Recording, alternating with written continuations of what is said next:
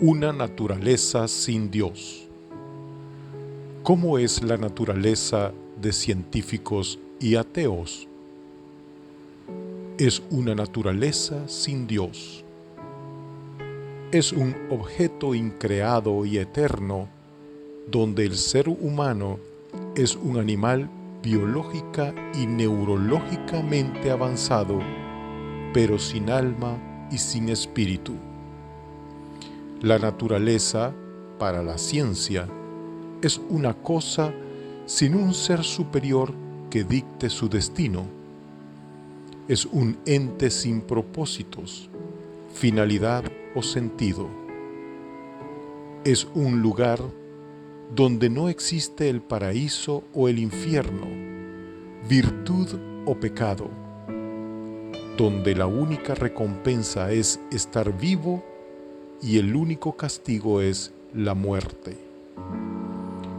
Una naturaleza sin Dios es una naturaleza sin orden ni providencia. Es una naturaleza desprovista de bien o mal.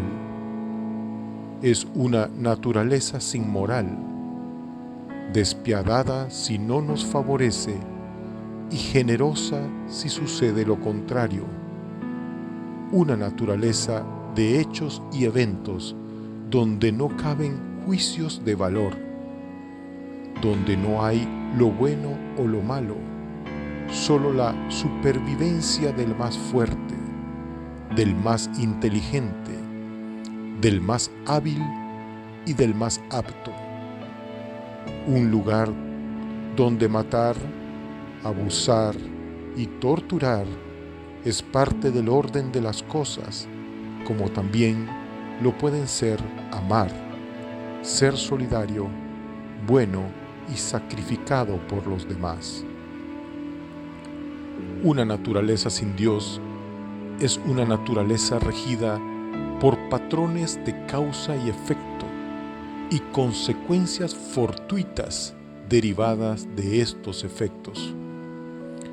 Una naturaleza sin Dios es una naturaleza gobernada por leyes científicas y el azar.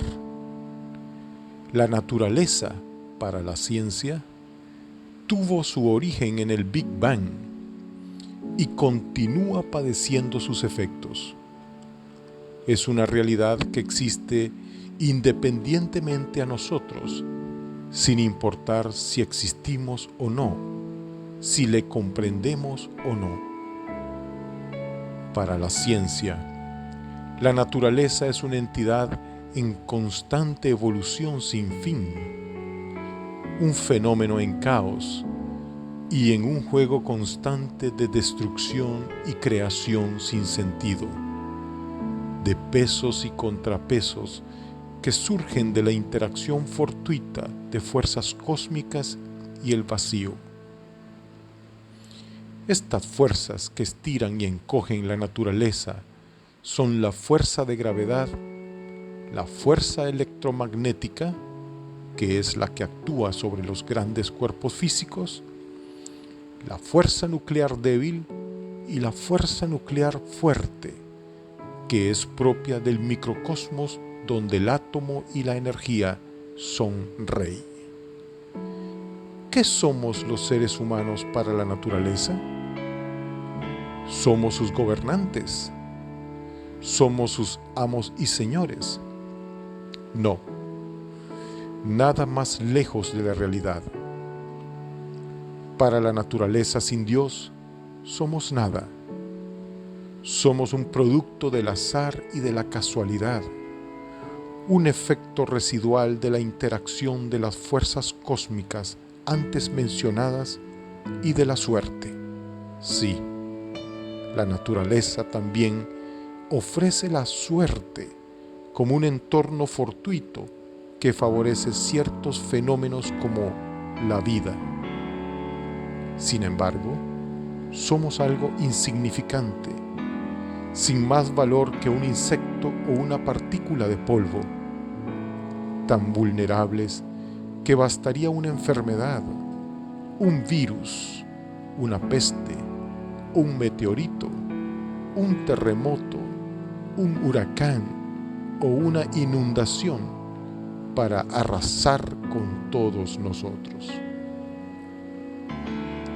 Para la ciencia, Dios, la religión, la creencia en un ser superior, cualquier principio místico regulador del universo, el alma y el espíritu, todos estos conceptos son puras invenciones de la inteligencia humana, relatos fantásticos cargados de imaginación, mitología y magia, narrativas de mentes perturbadas por alguna enfermedad mental como una esquizofrenia congénita, el consumo de alguna droga que produjo una experiencia fantástica o un evento de vida negativo extremo como un abuso, la muerte de un familiar querido, una hambruna o cualquier calamidad. Todas estas terribles experiencias que le llevan a recrear un entorno de ilusiones y esperanzas para escapar de una penosa realidad. Para la ciencia, cualquier trascendencia del espíritu humano comienza y termina en la fisiología del cerebro que las crea. Para la ciencia, somos simples criaturas del reino animal, mamíferos del orden de los primates, del género Homo y de la especie Sapiens, que por el azar del destino y la evolución se nos ha dado el poder de gobernar y domesticar a otros seres animales y vegetales para nuestro beneficio y subsistencia. Para la ciencia, no hay nada divino en la naturaleza humana, solo un ser con un cerebro más desarrollado que otros del reino animal al que pertenece.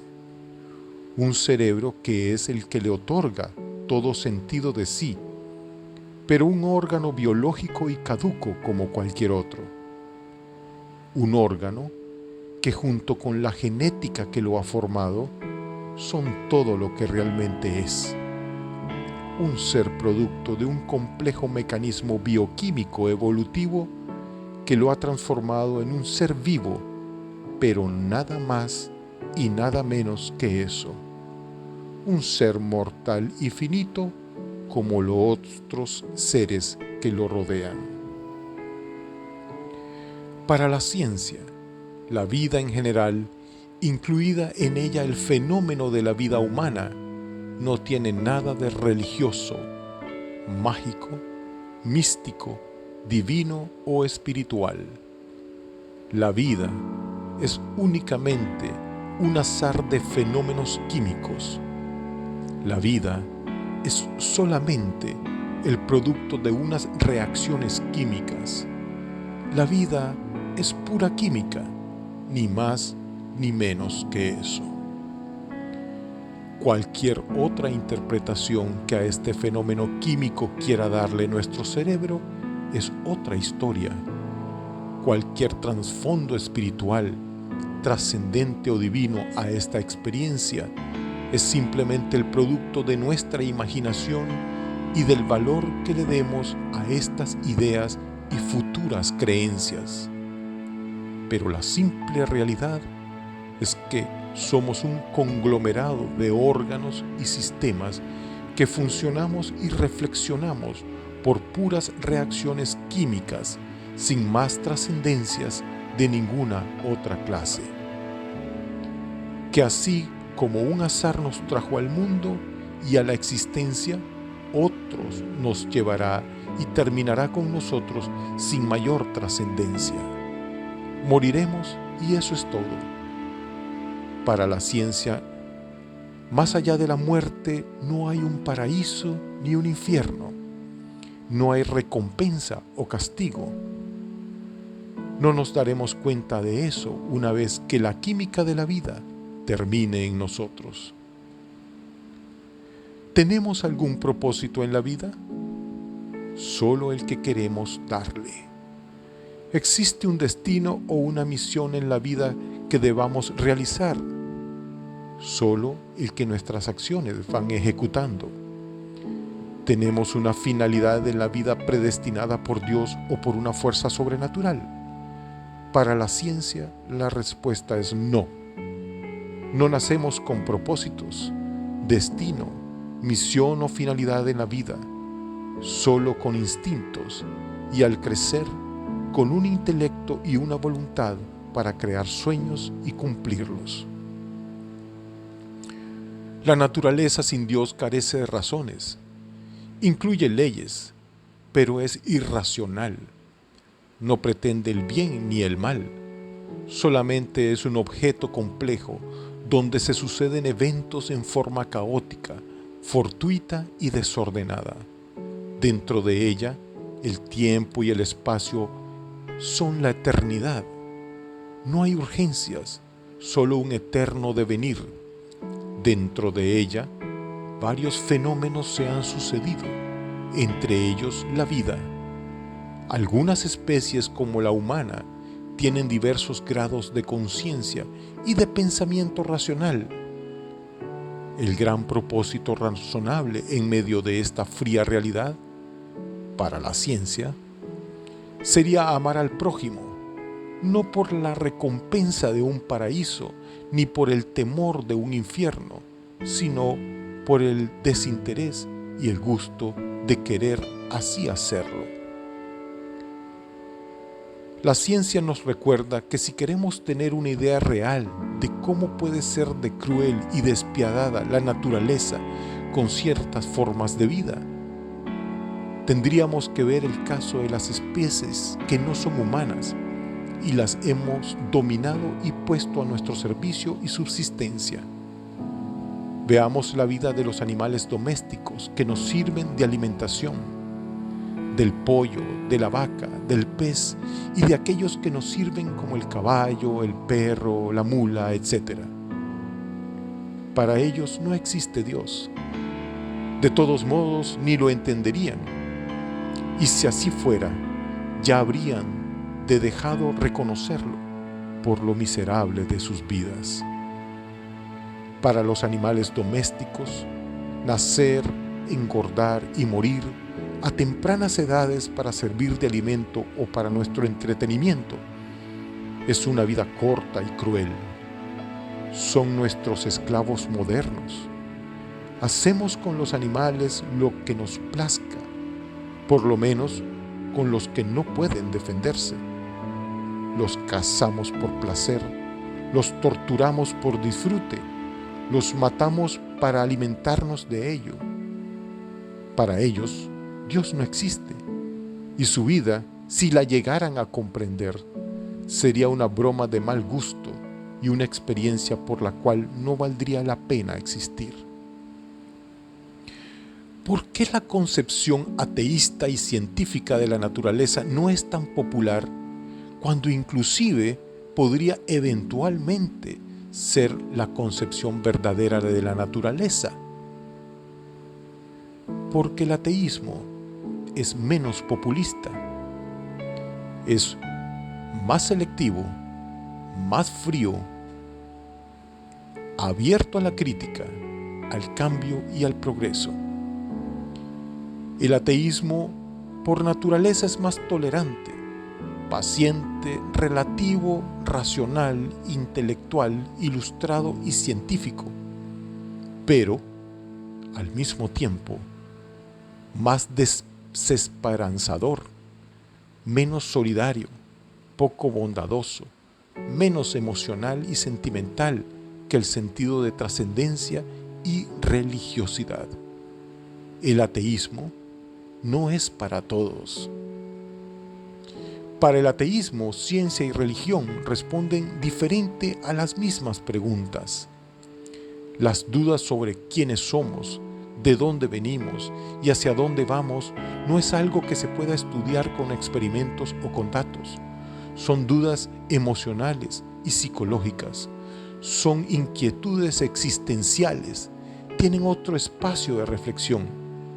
Y se puede llevar una vida plena, para el ateísmo, sin creer en Dios y sin creer que Dios ha creado este universo o que el mismo Dios existe. La fe religiosa, en cambio, es más espiritual, es más solidaria, bondadosa y emotiva, pero al mismo tiempo es más populista, tradicionalista y cerrada al cambio. La religión no motiva el progreso y es propia de la gran cantidad de personas que no tienen muchos estudios o tienen baja escolaridad. Las religiones se aprovechan de esta ignorancia y son controladoras, dogmáticas, fanáticas, intolerantes, impositivas, violentas, agresivas y conquistadoras. La fe religiosa, como una actitud piadosa de creer en un ser superior, crea las religiones como institución, y las religiones nacen y prosperan por el sentido de supervivencia que tienen todos los individuos profundamente arraigado en su ser. Este sentido de supervivencia se sujeta de la fe y a la esperanza de un cambio, de una mejoría, de un milagro que otorgue una vida más cómoda y feliz a sus creyentes, muchas veces sin hacer algún esfuerzo. La fe religiosa, sin embargo, tiene un mérito que la historia debe reconocerle: el mérito de crear el concepto de creencias, de principios y de convicciones.